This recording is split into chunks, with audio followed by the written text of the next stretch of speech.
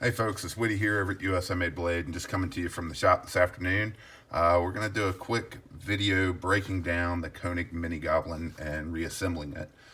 We've had a lot of requests for this video for quite a while because people are curious that everybody hears about this amazing action on the Koenig Mini Goblin or on Koenigs in general, but some people are concerned, hey, if I take it apart, how easy is it to take it apart and how easy is it to put it back together and get that amazing action still out of it.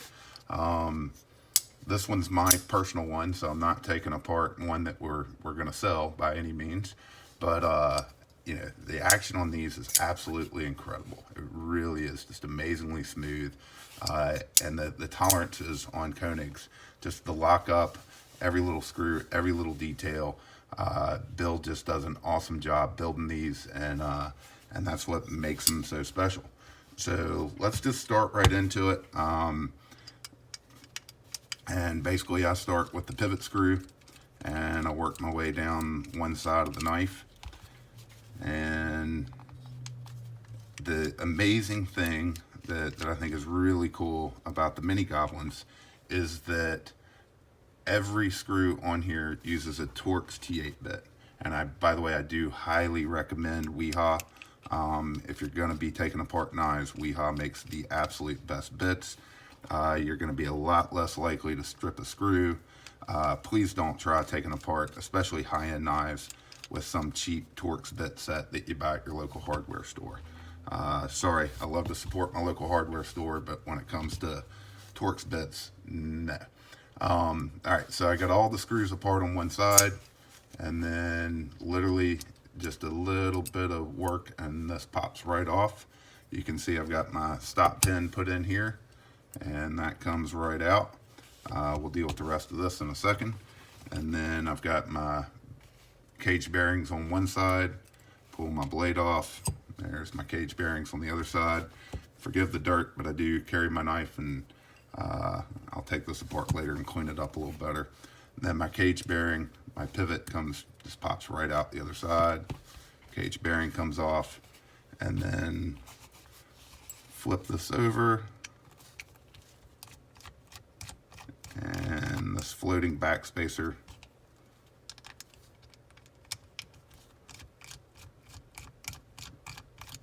comes right off. And pretty darn simple. So on this end of it, well, I promise you this comes off. There we go. That pin was just stuck in there a little tight, but it comes apart really, really easily. So you can clean everything up, do whatever you need to do. On your pocket clip, so your pocket clip is screwed in from the inside, and that also, like I said, everything on the knife, that is also a Torx T8. And that comes right off as well. Keep those together.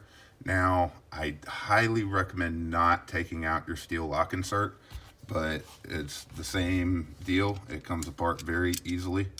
And it's got good tolerances holding this thing in there, but it's not terrible. Usually you can just kind of, take it over the side. You just kind of have to hit it a few times. I've got a soft pad over here that I use, and it pops right out. So there's the whole knife broken down.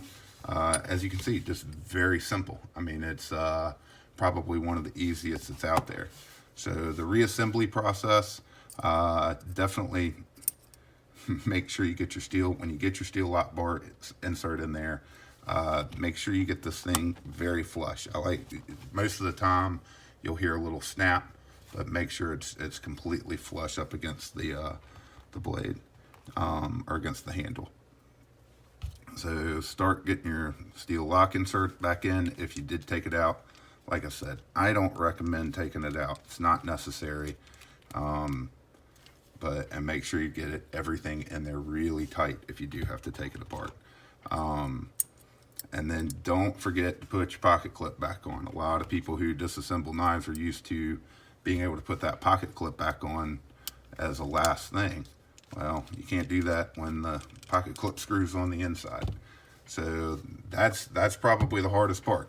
Just don't forget to put your pocket clip back on. From here, we have our floating back spacer, and I like to put the pin in first. It helps me line it up a little easier. And get your pins in.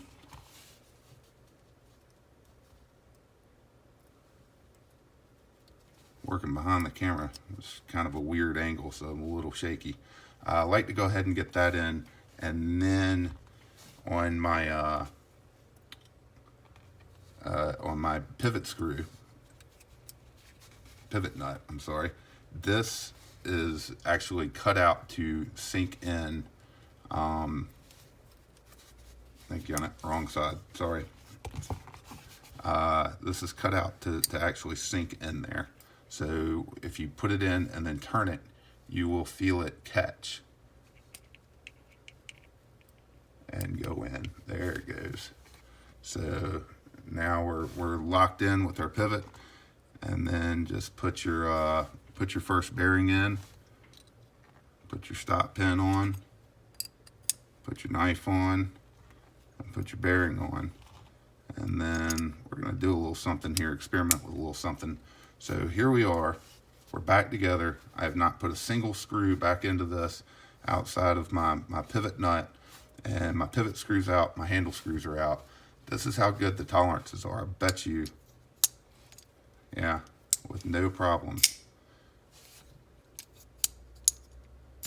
I can still open and close this knife. So, I mean, it's just that well made. Everything just goes back together that easily. From here, I like to actually close the knife and just screw my pivot screw in until I feel just the least little bit of resistance. I mean, just barely any resistance at all. And then let's get the handle screws in. And these you can go ahead and tighten up as you do them. I like to work one side and then the other the whole way down.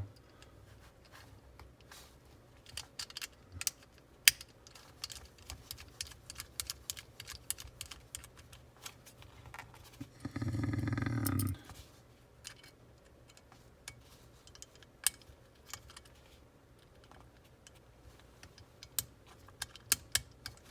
sorry, having a tough time behind the camera. Had to look in to get that to catch.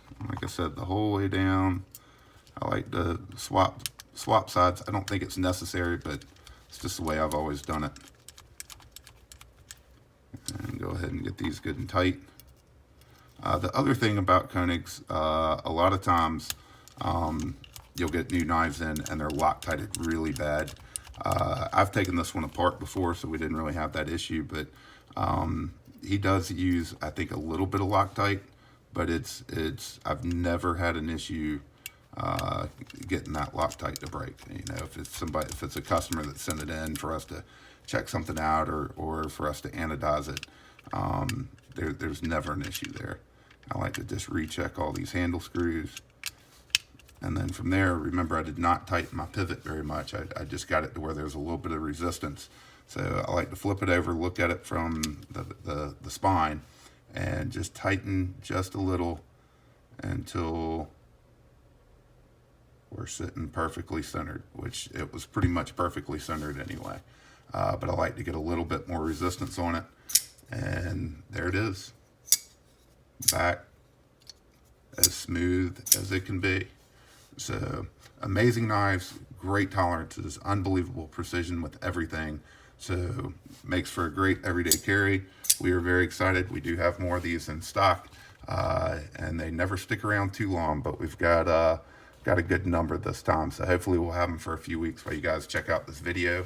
And we hope you'll check out the Koenig Mini Goblins we do have in stock. We've got some really cool ones, some black DLC with stonewash blade and satin flaps, some blue anodized, and some standards, and then also some bronze anodized. So we hope you'll check them out. They're available currently at usamadeblade.com. And as always, we appreciate you watching.